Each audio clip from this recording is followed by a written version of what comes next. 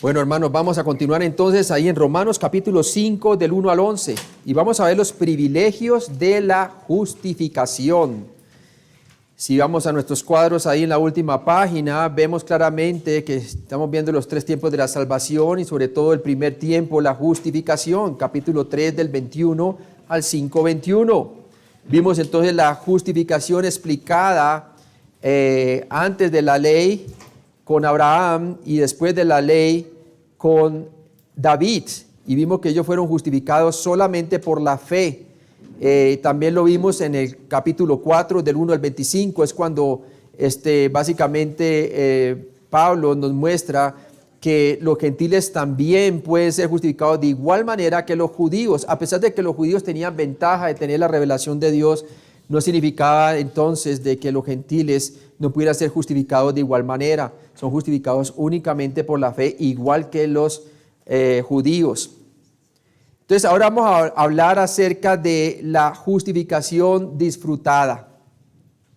La justificación disfrutada. Cuando uno entiende la justificación por medio de la fe sola en Cristo únicamente, en su muerte por nuestros pecados y resurrección, nosotros entramos en su reposo y disfrutamos la gracia de Dios. Y es la gracia de Dios la que nos santifica, la que nos ayuda a renunciar a la vida impiadosa. Miren lo que dice, por favor, allí en Tito 2, por favor. En Tito 2,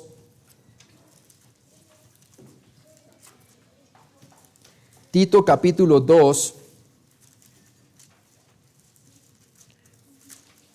en el versículo 12. Leamos el versículo 11. Dice, porque la gracia de Dios se ha manifestado para salvación a todos los hombres. Eso es justificación. Dios quiere que todos los hombres sean salvos por la fe. Y luego dice el versículo 12, enseñándonos a los creyentes que renunciando a la impiedad y a los deseos mundanos vivamos en este siglo sobria, justa y piadosamente. O sea que una comprensión de la justificación por fe es un entendimiento claro de ¿qué? De la salvación por gracia.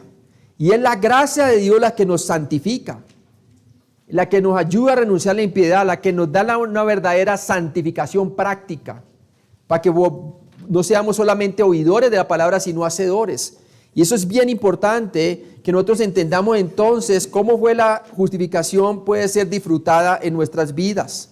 Y para eso vamos a conocer las bendiciones asociadas con la justificación, las bendiciones inmerecidas de la justificación por fe, porque junto con la justificación vienen las bendiciones de Dios. Amén. ¿Cuántos dicen amén? Romanos 5 del 1 al 5 nos dice así, vamos allí. Romanos 5 del 1 al 5. Dice, justificados pues por la fe, tenemos paz para con Dios por medio de nuestro Señor Jesucristo, por quien también tenemos entrada por la fe a esta gracia en la cual estamos firmes y nos gloriamos en la esperanza de la gloria de Dios. Y no solo esto, sino que también nos gloriamos en las tribulaciones, sabiendo que la tribulación produce paciencia, y la paciencia prueba, y la prueba esperanza, y la esperanza no avergüenza, porque el amor de Dios ha sido derramado en nuestros corazones por el Espíritu Santo que nos fue dado. Vamos a orar entonces y vamos a conocer las bendiciones de Dios que hemos recibido por la justificación por fe, por medio de la gracia de Cristo. Padre Celestial, gracias por este día. Padre, ayúdanos a aprender acerca de las bendiciones asociadas con la justificación que tenemos por medio de la fe en Cristo únicamente, Padre. Para que podamos el cristiano conocer estas bendiciones de Dios y comience a verse como Dios le ve, como hijo o hija de Dios. Hemos sido adoptados, hemos sido aceptados en el amado. Gracias, Padre, por amarnos con semejante amor, en que aún siendo pecadores, Cristo murió por nosotros. Y gracias, Padre, por tu resurrección, que nos da a nosotros una esperanza viva para que podamos vivirla aquí, en este momento, Padre. Háblanos a través de tu palabra es verdad, en Cristo Jesús. Amén. Entonces, los Romanos 5, del 1 al 5, como lo acabamos de leer, vemos los privilegios de nuestra justificación por fe. Romanos 5, 1a, justificados pues por la fe, Pablo ahora describió varios beneficios sorprendentes que resultan de nuestra justificación por fe. Y vamos a ver que son muchos los beneficios. Y muchas veces nosotros no queremos conocer estos beneficios. Y somos como personas que andamos por ahí todos desamparados cuando la primera prueba viene, ¿verdad? Y no es razón para que el cristiano ande como huérfano, porque tenemos a nuestro Padre Celestial y estas bendiciones que hemos recibido en Cristo. Y cuando el creyente conoce lo que ha recibido en Cristo, vive una vida firme y segura. Amén. Y eso es lo que nosotros queremos aprender en este momento. Entonces, Romanos 5:1a dice, justificados pues por la fe. Pablo ahora describió varios beneficios, veámoslos. Beneficio número 1 aquí, lo vemos en Romanos 5:1b. Tenemos paz para con Dios por medio de nuestro Señor Jesucristo. El primer beneficio de haber sido justificados por la fe en Cristo es que instantáneamente ganamos paz con Dios. ¿Sí? En lugar de estar bajo la ira, como lo vimos en Romanos 1:18 al 32, y también como estaban bajo ira tanto el pecador inmoral como el pecador moral como el religioso, y que en resumen todos estamos bajo la ira de Dios, ahora estamos en lo opuesto, ganamos paz para con Dios, tenemos acceso a las riquezas espirituales en Cristo Jesús. Efesios lo pone que nos ha bendecido con toda bendición espiritual en los lugares celestes en Cristo Jesús. Somos sus embajadores, tenemos paz para con Dios. Y la paz se efectuó por medio de la cruz. Murió por nuestros pecados y resucitó entre los muertos. Desde el momento en que Jesús dijo, consumado es, todo aquel que pone su confianza en Él, entra y tiene paz para con Dios. La paz con Dios no debe confundirse con la paz de Dios, que podemos experimentar de manera algo inconsistente. Nuestro gozo de la paz de Dios a menudo cambia de acuerdo con nuestras circunstancias y nuestro caminar.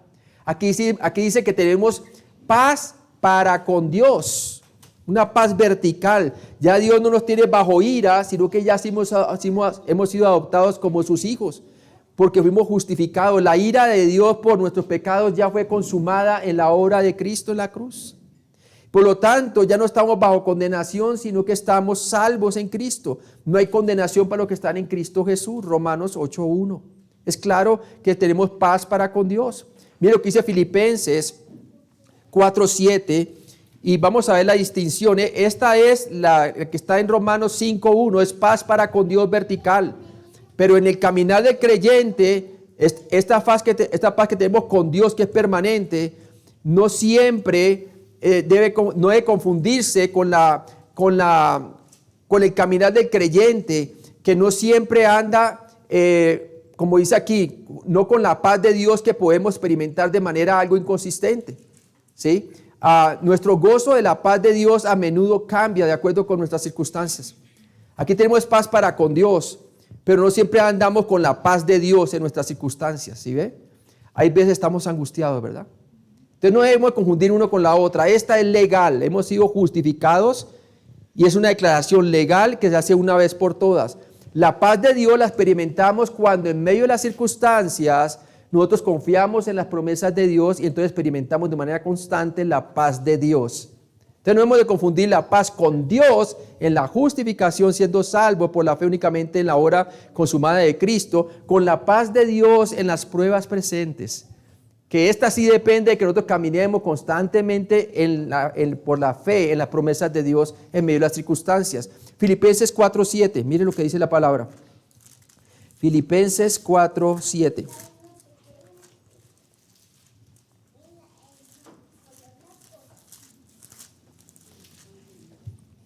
Y nos dice, y la paz de Dios, subraya allí la preposición de, y la paz de Dios, le está dando a los creyentes, que sobrepasa todo entendimiento, guardará vuestros corazones y vuestros pensamientos en Cristo Jesús.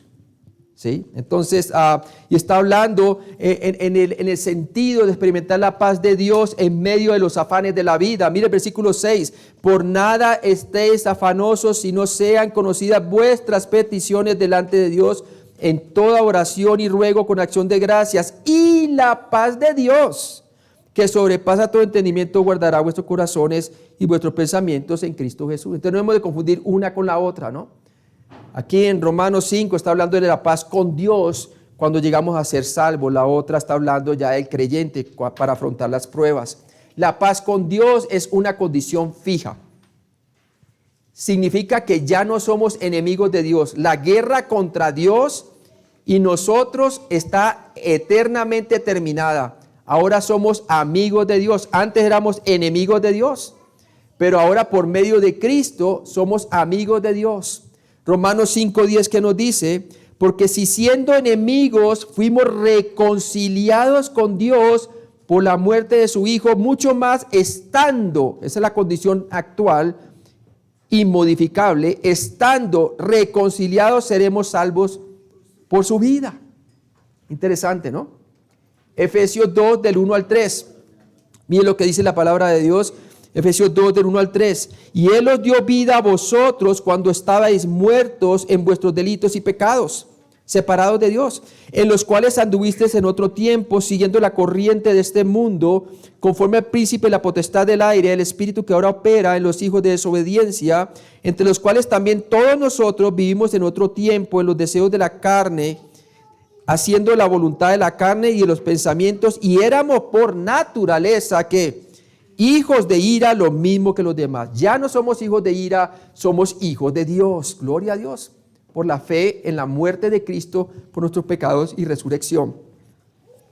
Romanos 5:2a, por quien también tenemos entrada por la fe a esta gracia en la cual estamos firmes.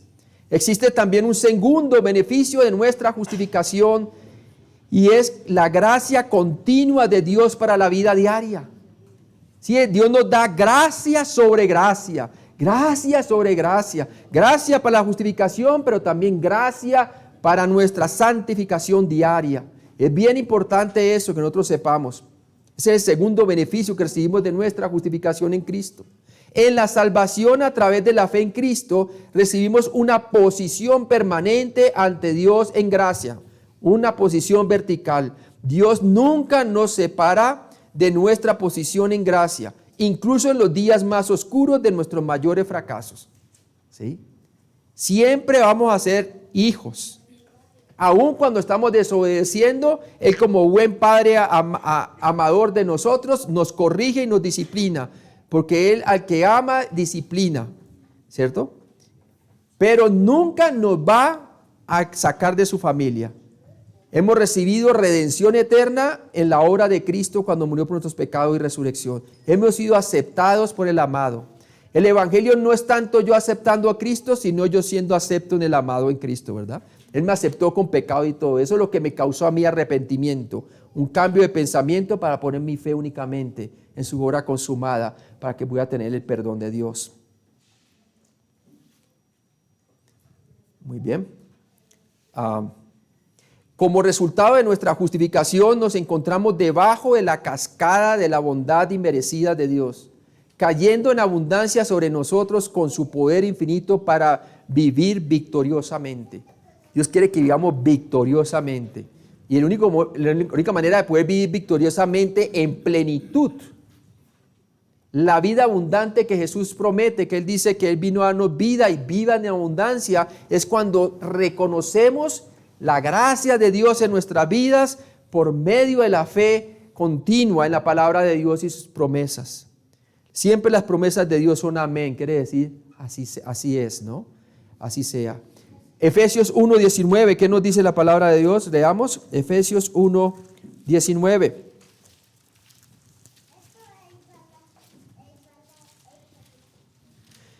¿Y cuál la superintendente grandeza de su poder para con nosotros los que creemos, según la operación del poder de qué? De su fuerza, de su fuerza. Nosotros vivimos de la fuerza de Dios, del poder de Dios, cuando caminamos por gracia, por medio de la fe en Jesucristo. Segunda de Corintios 12:9, mire lo que dice, la segunda de Corintios 12:9. Nos dice así, y me ha dicho, bástate mi gracia, porque mi poder se perfecciona en la debilidad. Por tanto, de buena gana me gloriaré más bien en mis debilidades, para que repose sobre mí el poder de Cristo. Y está hablando del aguijón que tenía en la carne, que la mayoría de teólogos creen que era realmente, que volvió a molestarle la vista a Pablo, ¿verdad? Y le pidió al Señor que le quitara ese aguijón, ¿verdad? Ese impedimento. Y el Señor respondió: bástate mi gracia, porque mi poder se perfecciona en la debilidad. Aún en las enfermedades que Dios decide que son incurables, ¿verdad? Físicamente en este mundo, Dios te da gracia suficiente para que tú te gloríes en esa debilidad y su poder sea perfeccionado o madurado en ti. ¿Sí? Gloria a Dios, Él no nos da una prueba más allá de la que podamos resistir. Siempre junto con la prueba nos da la salida, y es la gracia de Dios. Escúcheme bien. La gracia de Dios es la salida para cualquier prueba, amén. Así es. Romanos 5, 2b, y nos gloriamos en la esperanza de la gloria de Dios. Por la importancia de la resurrección y ascensión de Cristo. En tercer lugar, hay un gran beneficio prospectivo de nuestra justificación por fe. Como resultado de nuestra justificación, podemos mantener nuestra cabeza en alto, en la absoluta confianza de que experimentaremos todo el alcance de la gloria de Dios durante toda la eternidad. Efesios 1, 18 nos dice la palabra de Dios. Efesios 1, 18. Y nos dice: porque la ira de Dios se revela desde el cielo. Ese es Romanos 1, 18. Ese ya lo vimos en diferente contexto. Es Efesios 1, 18. Y nos dice: alumbrando los ojos de vuestro entendimiento, para que sepáis cuál es la esperanza a que Él os ha llamado, y cuál es la riqueza de la gloria de su herencia en los santos. Usted sabe que nos gloriamos en el alcance de la gloria de Dios y en la esperanza de la resurrección de entre los muertos también. Esperamos la redención de nuestros cuerpos. Sabemos que hay 3 que gimen, de acuerdo a Romanos capítulo 8, debido a que el hombre cayó en pecado y vino la maldición sobre la tierra. La primera que gime es la tierra, ¿verdad? Esperamos un cielo nuevo, una tierra nueva. El segundo que gime es nuestros cuerpos. Esperamos la redención de nuestros cuerpos, la futura glorificación. Amén.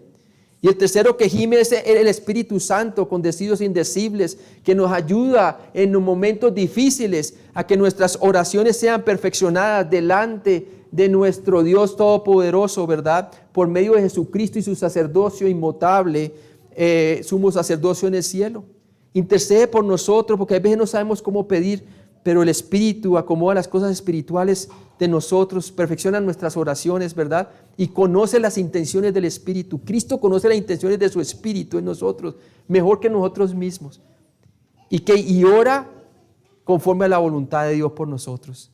Entonces nosotros nos gloriamos en la esperanza de Dios, porque sabemos que nuestra futura redención todavía se va a cumplir, así como se cumplió el momento espiritual en que fuimos transformados, siendo justificados por su gracia, ¿verdad? También vamos a ser, nos gloriamos en la gloria de Dios en el futuro. En Romanos 5, del 3 al 5, vemos que en cuarto lugar, otro beneficio es que nuestra justificación por fe nos lleva a una nueva perspectiva sobre las dificultades de nuestra vida. En lugar de dudar del amor de Dios en momentos de dificultad, comenzamos a regocijarnos en nuestras pruebas. Y es posible. ¿Por qué? Porque cuando miramos que nosotros no sufrimos solos, sino que tenemos un Salvador que tiene simpatía con nosotros, que se compadece con nosotros, que tiene cicatrices por nosotros, que padeció hasta un muerte y muerte de cruz, cargando el pecado que Él no cometió por nosotros, pagando por el pecado ajeno prácticamente para podernos salvar, imagínense. Entonces nosotros nos gozamos en nuestro Salvador y por eso sabemos que tenemos una perspectiva sobre las dificultades de la vida, que podemos regocijarnos en ella, podemos tener gozo a pesar de las pruebas. Me acuerdo cuando mi mamá estaba intubada y el doctor dijo que no hay nada más que hacer, que había que desconectarla después con el COVID, ¿verdad? Yo dije: Señor, bueno, tú te la vas a llevar, pero la voy a volver a ver. ¿Por qué? Porque me gozo en las promesas de Dios. Y puedo decir que ni la muerte nos podrá separar de la presencia del Señor, ¿verdad? Mi mamá no murió sola, el Señor estaba ahí y fue llevada junto con los ángeles, así como cuando murió Lázaro, el pobre ese, ¿no?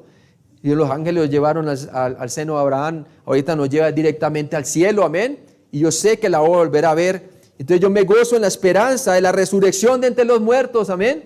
Ahí es cuando las pruebas pueden ser llevadas y nuestras lágrimas pueden ser lágrimas de gozo, porque sabemos que ese no es el fin de la historia. Hay una resurrección y Dios nos ha dado una redención eterna. Hechos 16, del 24 al 25.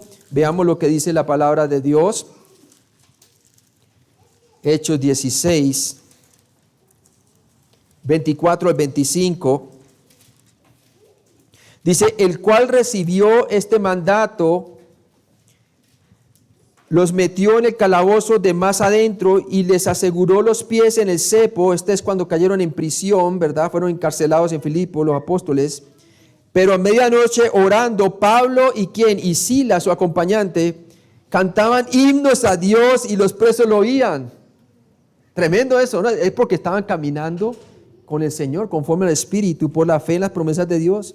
Entonces sobrevino de repente un gran terremoto de tal manera que los cimientos de la casa se sacudían, en el instante se abrieron todas las puertas y las cadenas de todos se soltaron. Y ustedes saben que con gozo él le predica el evangelio al carcelero, ¿verdad?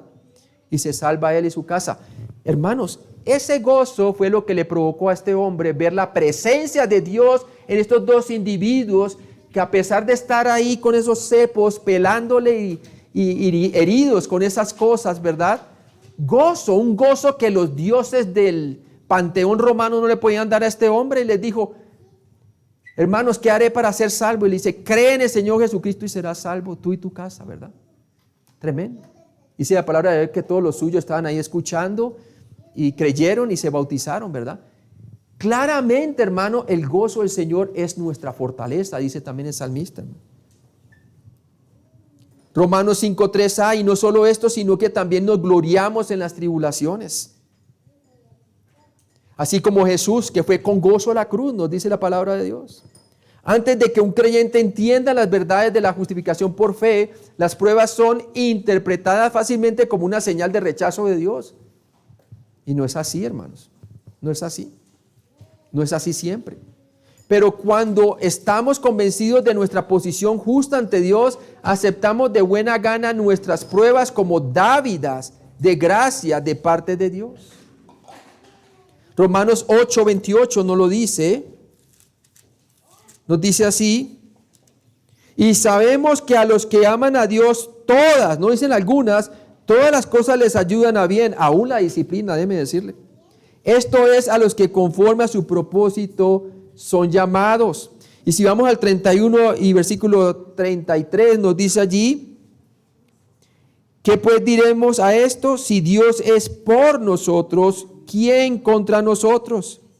El que no escatimó ni a su propio Hijo, sino que lo entregó por todos nosotros, ¿cómo no nos dará también con él todas las cosas? ¿Quién acusará a los escogidos de Dios? Dios es el que justifica. Hemos sido justificados por la fe en Jesucristo únicamente. Romanos 5:3b, sabiendo que la tribulación produce paciencia. Paciencia o perseverancia, según la Biblia, ¿verdad? Significa que no te rindes. Ahora, esta paciencia o perseverancia no viene de origen humano, sino de origen divino, porque es un fruto del Espíritu Santo. La paciencia es un fruto del Espíritu Santo.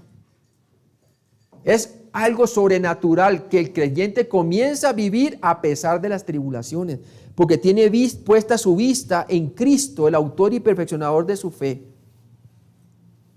Sabiendo que las pruebas son de hecho beneficiosas para nosotros, podemos ser pacientes cuando las atravesamos.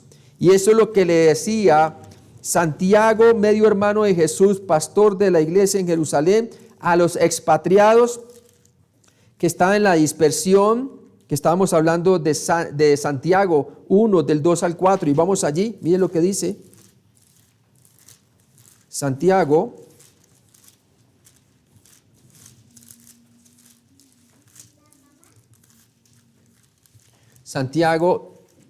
1, del 2 al 4. Hermanos míos, tened por sumo gozo cuando os halléis en diversas pruebas. Mire que no dice por las pruebas, sino cuando estéis en las pruebas. Nadie se va a poner gozoso por las pruebas, sino cuando estás en la prueba. ¿Por qué? Porque el gozo es un fruto del Espíritu Santo que tú lo puedes experimentar a pesar de las pruebas. Dice, sabiendo que la prueba de vuestra fe produce paciencia. Porque cuando nuestra fe está fija en Jesús, en medio de la prueba, nosotros vamos a tener gozo en ella. Sabiendo que la prueba de vuestra fe produce paciencia, mas tenga la paciencia su obra completa para que seáis perfectos o maduros y cabales sin que os falte cosa alguna. Ahí mismo en Santiago ese era el problema, que algunos dudaban, pero él decía que pidan con fe, no dudando en nada, porque el que duda es semejante a la onda del mar que es arrastrada por el viento y echada de una parte para otra. Y obviamente pedía era para sus deleites, en lugar de pedir conforme a la voluntad de Dios, poniendo su fe en Jesucristo en medio de las pruebas. Y eso nos sucede a veces a nosotros, ¿verdad? Es bien importante que nosotros coloquemos nuestra vista en Cristo. Hebreos 12, del 3 al 11, nos dice así: considerad a aquel que sufrió tal contradicción de pecadores contra sí mismo, para que vuestro ánimo no se canse hasta desmayar. ¿Por qué nuestro ánimo se cansa hasta desmayar algunas veces? Es porque no estamos considerando que Cristo sufrió tal contradicción de pecadores. Nos olvidamos de la gracia de Dios, hermanos. Porque aún no habéis resistido hasta la sangre combatiendo contra el pecado, y habéis ya olvidado, subraye eso, la exhortación que como hijo se os dirige, diciendo: hijo mío, no menosprecies la disciplina del Señor, ni desmaye cuando eres reprendido por Él, porque el Señor al que ama disciplina y azota a todo aquel que toma por hijo. Y dice: si soportáis la disciplina, Dios os trata como a hijos, porque ¿qué hijo es aquel a quien el Padre no disciplina? Pero si se os deja sin disciplina, de la cual todos han sido participantes, entonces sois bastardos y no hijos. Por otra parte, tuvimos a nuestros padres terrenales que nos disciplinaban y los venerábamos. ¿Por qué no obedeceremos mucho más al Padre de los Espíritus y viviremos? Entonces, claramente está mostrando que el Señor nos da paciencia por medio del Espíritu Santo cuando ponemos nuestra fe en las pruebas en Cristo Jesús. Ahora, si no la ponemos, Él nos trae disciplina, pero aún la disciplina es para que nosotros volvamos a tener paciencia y para que como buenos hijos nos demos cuenta de que nuestro Padre nos ama y no nos deja de que nos descarriemos, ¿verdad? Como antes cuando no estábamos salvos. Puedes continuar adelante con fe, sabiendo que Dios está haciendo que todo obre para tu crecimiento y madurez espiritual. Lo vimos en Romanos 8:28. Todas las cosas trabajan para bien para los que aman a Dios, a los que son llamados conforme a sus propósitos. Romanos 5:4a. Y la paciencia prueba o carácter probado según la Biblia de las Américas. La perseverancia da como resultado un carácter probado. Un carácter probado. O también con lo que llamamos nosotros el dominio propio. Es un fruto del Espíritu Santo.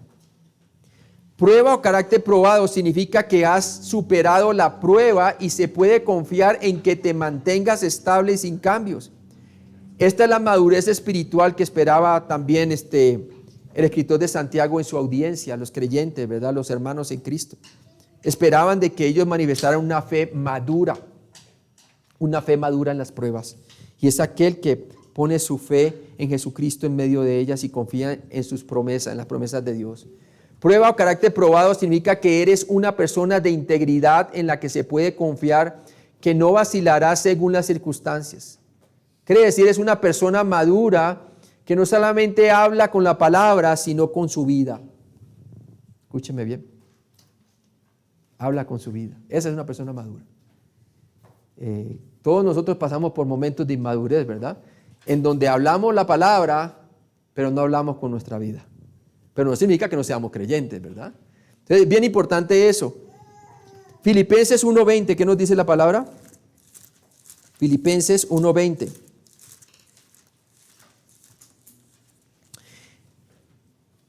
Conforme a mi anhelo y esperanza de que nada seré avergonzado, antes bien con toda confianza como siempre, ahora también será magnificado Cristo en mi cuerpo, o por vida o por muerte. Pablo se identificaba continuamente con Cristo, se consideraba muerto al pecado, ciertamente, y vivo para con Dios en Cristo Jesús. Y él sabía que él estaba juntamente co-crucificado con Cristo, y ya no vivía él, sino Cristo en él. Entonces, Ese era el propósito de Pablo, y él sabía que quería glorificar al Señor aún o por muerte o por vida. Entonces vemos claramente de que Dios no quiere que nosotros estemos vacilando. Como el hombre de doble ánimo que habla Santiago, muchos de ellos tenían doble ánimo. El único que puede tener doble ánimo es el creyente, porque tiene las dos naturalezas, ¿sí? Y el hombre de doble ánimo es inconstante en todos sus caminos, lleno de promesas, pero no cumple nada, ¿verdad? Y siendo creyente. Pastor, ahí voy a estar a las 3 de la tarde. 6 de la tarde y no ha llegado, ¿verdad? Sí. O a la esposa, no, mi amor, ahí estaré por ti, seguro que sí. Y la esposa lo llama, ¿y qué que no ha llegado? ¿Verdad? Entonces, ¿sí me entiende? No quiere decir que no sea creyente, sino que no está caminando por la fe. Y obviamente su carácter se pone en duda. Por eso las calificaciones para ser pastor tiene que tener una persona que tenga por lo menos una consistencia, una madurez espiritual.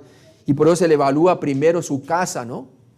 Porque si no sabe manejar bien su casa, ¿cómo manejará la casa de Dios, verdad? Entonces, bien importante eso. Romanos 5:4b. Y la prueba esperanza, o sea, la prueba produce esperanza. Finalmente, las pruebas de hecho crean esperanza.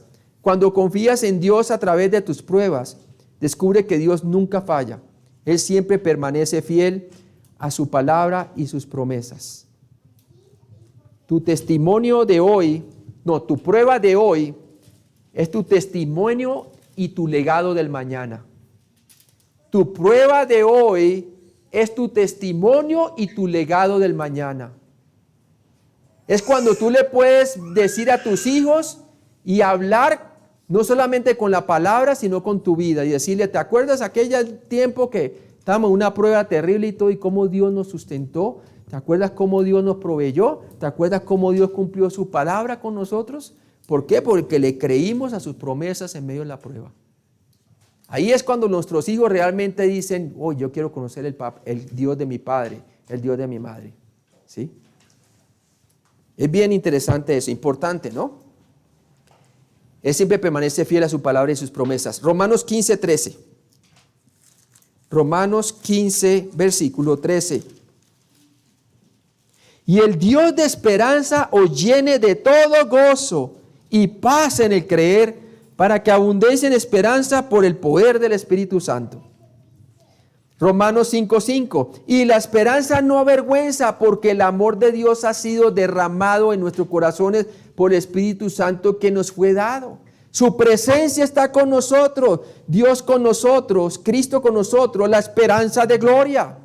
Por eso tenemos una esperanza que no avergüenza, porque es una esperanza viva que tenemos en Cristo por la resurrección de entre los muertos. Vamos allí, por favor, a Primera de Pedro. Primera de Pedro, versículo 3. 1:3. Primera de Pedro 1:3. ¿Están ahí, hermanos? Primera de Pedro 1:3. Dice, bendito el Dios y Padre de nuestro Señor Jesucristo, que según su grande misericordia nos hizo renacer para una esperanza que viva por la resurrección de Jesucristo de los muertos. En el instante en que creíste las buenas nuevas de la muerte y resurrección de Cristo, el Espíritu Santo vino a vivir en ti, dándote una esperanza viva, hermano. Dios pudo ser experimentado de una manera viva en tu vida. Una resurrección espiritual ya tomó lugar en cada persona que creyó que Cristo murió por sus pecados y resucitó entre los muertos. Efesios 1, del 13 al 14.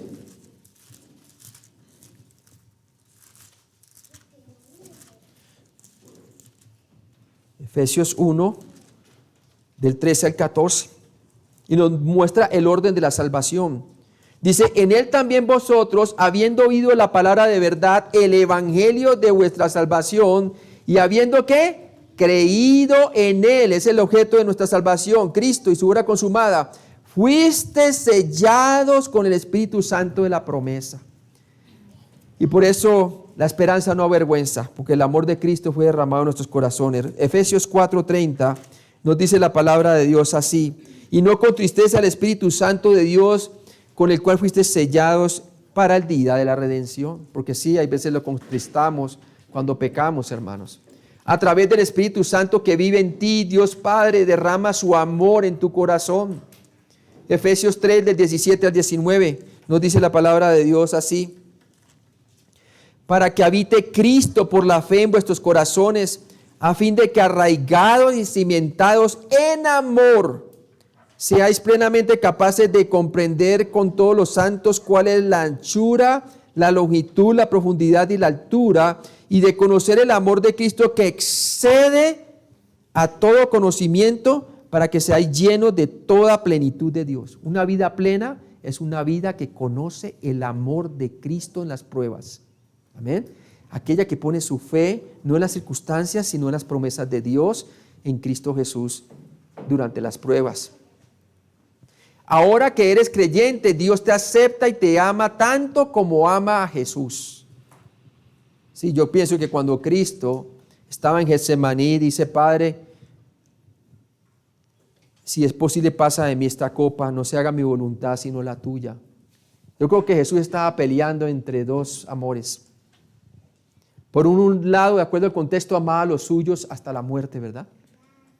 En ese momento los suyos estaban durmiendo, estaban cansados. En ese momento su enemigo, Judas Iscariote, que él nunca dejó de amarle, venía a capturarle. Él quería estar con ellos, pero también quería estar con el Padre. Estaba así. Entonces mi pregunta: ¿a quién amaba más Dios el Padre? ¿Al Hijo o a nosotros? Igual, hermanos. Igual. Jesús estaba peleando entre dos amores. Decía: Padre, mi voluntad es que yo quiero estar con ellos, pero la voluntad tuya es que yo vaya para arriba, para que podamos enviar el Espíritu Santo y la obra de evangelización se expanda por el resto del mundo, ¿verdad? Entonces Jesús no estaba pidiendo dos cosas, no era un conflicto que él tenía entre sí mismo, era un conflicto entre dos amores genuinos. Te amaba tanto a los suyos, pero también al Padre, hacer su voluntad, y obviamente tenía que hacer la voluntad del Padre. Entonces Dios te ama de igual manera como amó a su Hijo. No hay razón para que te sientas menos amado que como ama Dios el Padre a Jesús. Así igualmente te ama a ti. Juan 15:9, mire lo que dice allí. Juan 15:9. Juan 15:9. Como el Padre me ha amado, así también yo os he amado. Permaneced en mi amor. Qué bueno. Está diciendo a los 11 como creyentes, porque ya Judas para este tiempo se había ido. Este es el discurso del aposento alto. No importa cuán dura o larga sea la prueba, tu fe en Dios puede permanecer fuerte debido al amor de Dios derramado sobre ti. Ninguna prueba puede separarnos del amor de Dios que es en Cristo Jesús, Señor nuestro. Eso es lo que hablábamos de Romanos 8, el 31 al 39. ¿Quién nos separará del amor de Cristo? Vamos allí, lo leemos rápidamente. Es importante que usted lea ese cuando padezca tribulación, angustia o lo que quiera, persecución o muerte de un ser querido. Romanos 8, el 31 al 39. ¿Qué pues diremos a esto? Si Dios es por nosotros, ¿quién contra nosotros? El que no escatimó a su propio Hijo, sino que lo entregó por todos nosotros, ¿cómo no nos dará también con Él todas las cosas? ¿Quién acusará a los escogidos de Dios? Dios es el que justifica. ¿Quién es el que condenará? Cristo es el que murió, más aún el que también resucitó, el que además está a la diestra de Dios, el que también intercede por nosotros. ¿Quién nos separará del amor de Cristo? ¿Tribulación o angustia, o persecución o hambre o desnudez, o peligro o espada? Como está escrito, por causa de ti somos muertos todo el tiempo, somos contados como ovejas del matadero. Antes, en todas estas cosas somos más que ¿qué? Vencedores por medio de aquel que nos amó, por lo cual estoy seguro o convencido de que ni la muerte ni la vida, ni ángeles ni principados, ni potestades, ni lo presente, ni lo porvenir, ni lo alto, ni lo profundo, ni ninguna otra cosa creada nos podrá separar del amor de Dios que es en Cristo Jesús, Señor nuestro. El amor es preeminente, hermanos. ¿Sí? Romanos 5, del 6 al 8. El alcance de la justificación por fe. El alcance de la justificación por fe. ¿Bajo qué circunstancia murió Cristo? ¿Por qué Cristo Porque Cristo, cuando aún éramos débiles, murió por los impíos. Cuando todavía éramos inútiles para salvarnos a nosotros mismos, el Señor Jesucristo, nuestro perfecto sustituto, murió pagando completamente nuestra deuda de pecado. Romanos 5, 6b. ¿En qué momento murió Cristo? Cristo a su tiempo murió. En el plan soberano de Dios, Jesús murió en el momento perfecto en la historia humana. Dios preparó el escenario para el sacrificio de Cristo por nuestros pecados y Cristo murió en el momento exacto que Dios planeó. Romanos 5, 6. ¿Por quién murió Cristo? Cristo murió por los impíos, primeramente. Cristo murió por todos. Hebreos 2:9 dice, pero vemos a Jesús coronado de gloria y de honra a causa del padecimiento de la muerte, para que por la gracia de Dios gustase la muerte por todos. Porque hay por ahí algunos que dicen que solamente murió por algunos, ¿verdad? Los del sacrificio limitado, y no, el sacrificio de Cristo fue ilimitado, fue por el pecado de todo el mundo. Cristo murió por todos. Isaías 53:6 dice, todos nosotros nos descarriamos como ovejas, cada cual se apartó por su camino, mas Jehová cargó en él el pecado de todos nosotros. Claro, el contexto es Israel, pero fue a través de los judíos que vino el Salvador del mundo, como dijo Juan el Bautista, he aquí el Cordero de Dios que quita el pecado del mundo. Entonces aplica. 1 Corintios 15:3 también nos dice acerca de eso. Cristo murió por todas las personas. Romanos 5:18 dice, así que como por la transgresión de uno vino la condenación a todos los hombres, de la misma manera por la justicia de uno vino a todos los hombres la justificación de vida. Cristo murió en rescate por todos. 1 Timoteo 2, del 5 al 6 dice, porque hay un solo Dios y un solo mediador entre Dios y los hombres, Jesucristo hombre, el cual se dio a sí mismo en rescate por todos, de lo cual se dio testimonio así a su debido tiempo. Entonces, hermanos, yo no sé, pero los calvinistas no sé dónde están parados con esto, hermano. Pero esto es lo que dice la Escritura. Cristo murió por muchos, también dice Mateo 20:28, dice, como el Hijo del Hombre no vino para ser servido, sino para servir y para dar su vida en rescate por muchos. Cristo murió por el mundo, y esto es claro, hermanos. Mundo es mundo, literalmente. Juan 3:16 dice, porque de tal manera amó Dios al mundo, que ha dado a su Hijo unigénito, para que todo aquel que en él cree no se pierda, mas tenga vida eterna. Cristo murió por sus ovejas, hablando de aquellas ovejas que eran creyentes del redil de Israel. Juan 10:11 dice, yo soy el pastor, el buen pastor su vida da por las ovejas. O sea que hay veces habla de una manera particular de un segmento de personas para hacer énfasis, pero hay veces habla de una manera global que murió por el pecado de todo el mundo. Eso es claro, la Escritura lo dice. Cristo murió por la nación de Israel, aunque toda la nación no creyó. Juan 11:51 dice, esto no lo dijo por sí mismo, sino que como era el sumo sacerdote aquel año, profetizó que Jesús había de morir por la nación. Aunque él mismo no creía, estaba profetizando, ¿verdad? Cristo murió por los pecadores. ¿Y quiénes son los pecadores? Puesto que todos han pecado y están destituidos de la gloria de Dios. Entonces Romanos 5:8 dice, mas Dios muestra su amor para con nosotros, en que siendo aún pecadores, Cristo murió por nosotros. Cristo murió por mí personalmente. En Gálatas 2:20b, Pablo dijo, lo que ahora vivo en la carne, lo vivo en la fe del Hijo de Dios, el cual me amó y se entregó a sí mismo por mí.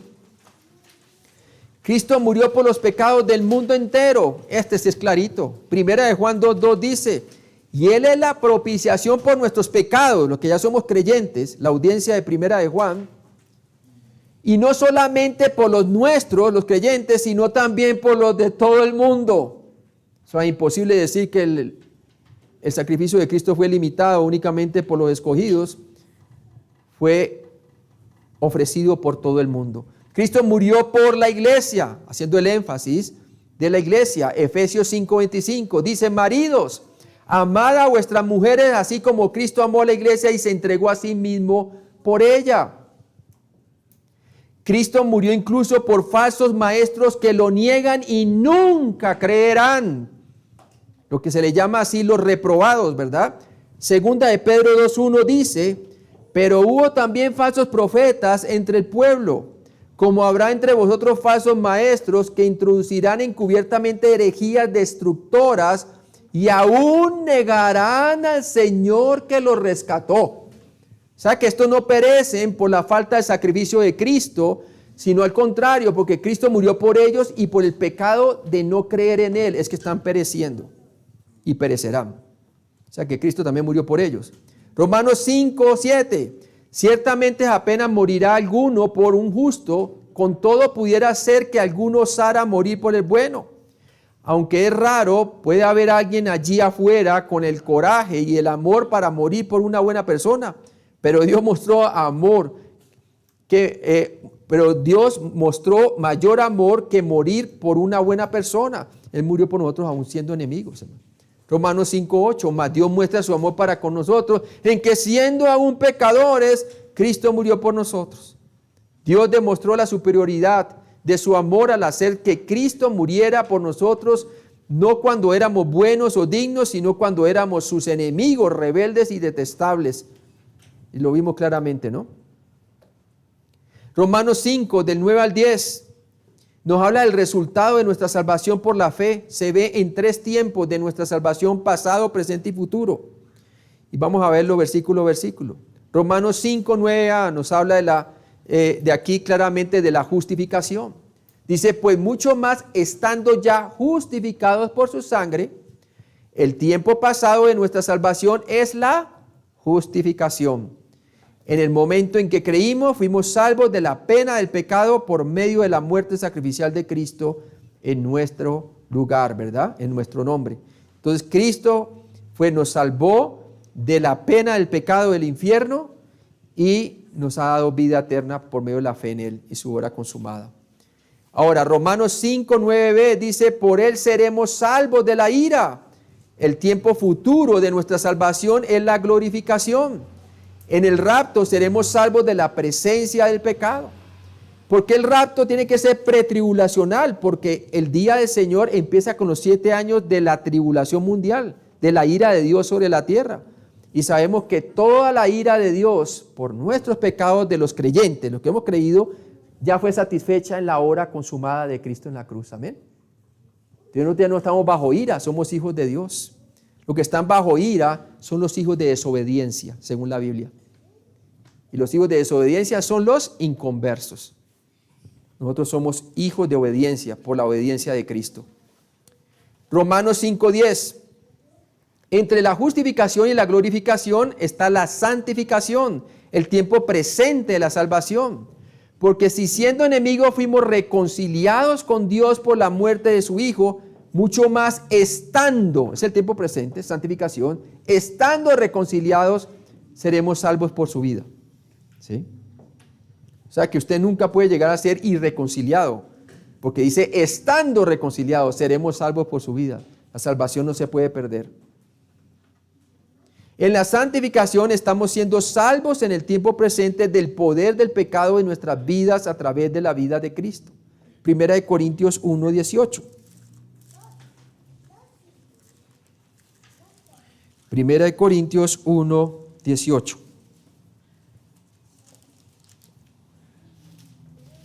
Porque la palabra de la cruz es locura a los que se pierden, pues no creen, pero a los que se salvan, a los creyentes, esto es a nosotros, es poder de Dios. Amén. Cristo en nosotros es el misterio de Dios para vivir en santidad. Colosenses 1:27 dice, a quienes Dios quiso dar a conocer las riquezas de la gloria de este misterio entre los gentiles, que es Cristo en vosotros, la esperanza de gloria. Cristo en ti hace posible experimentar verdaderamente una vida abundante. Colosenses 3:4 dice, cuando Cristo vuestra vida se manifieste, entonces vosotros también seréis manifestados con Él en gloria. Pablo explicó que él vivía la vida cristiana por fe en el Señor Jesús. Gálatas 2:20. Con Cristo estoy juntamente crucificado y ya no vivo yo, mas vive Cristo en mí. y lo que ahora vivo en la carne, lo vivo en la fe del Hijo de Dios, el cual me amó y se entregó a sí mismo por mí. Creyente, ¿estás viviendo tú con tu nueva identidad en Cristo? Que ya fuiste co-crucificado con Él, co-resucitado y co-ascendido con Él.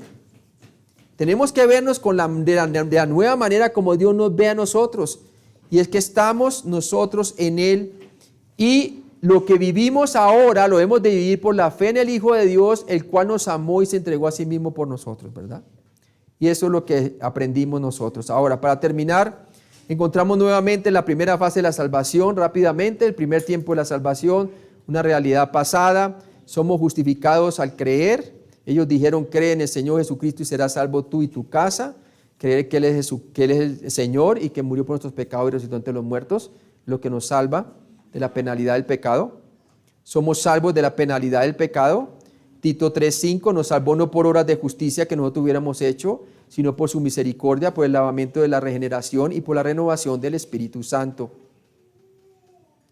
Efesios 2:8-9, porque por gracia sois salvos por medio de la fe, y esto no de vosotros, pues es un don de Dios, no por obras para que nadie se gloríe. Eso ocurrió en un tiempo de la historia cuando usted creyó el Evangelio, que Cristo murió personalmente por sus pecados y resucitó entre los muertos. Es la salvación basada en la fe sola, en Cristo solamente. Tú eres salvo del infierno que merecías a un cielo que no merecías. Por eso la salvación es por gracia.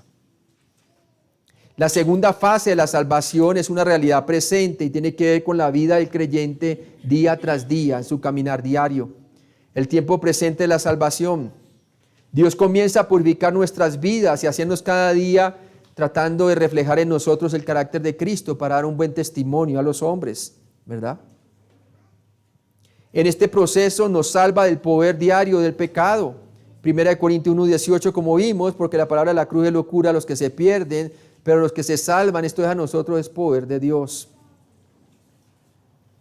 2 Corintios 2:15, porque para Dios somos grato olor de Cristo en los que se salvan.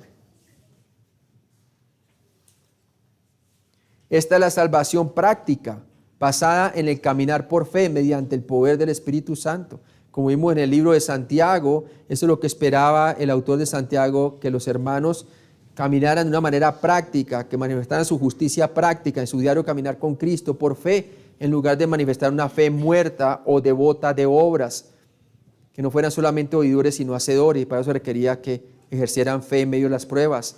La tercera fase de la salvación, una realidad futura, la promesa de ser glorificados, cuando somos salvos de la presencia del pecado. Romanos 5:9, mucho más estando ya justificados en su sangre, por él seremos salvos de la ira. Dios ya no tiene para ira, sino para salvación por medio de nuestro Señor Jesucristo, el rapto. Romanos 13:11, en esto conociendo el tiempo que ya es hora de levantarnos del sueño, porque ahora está más cerca de nosotros nuestra salvación que cuando creímos. Romanos 13:11. Sucederá en el arrebatamiento de la iglesia. Muy bien. Ese es el resultado de la justificación. Romanos 5:11.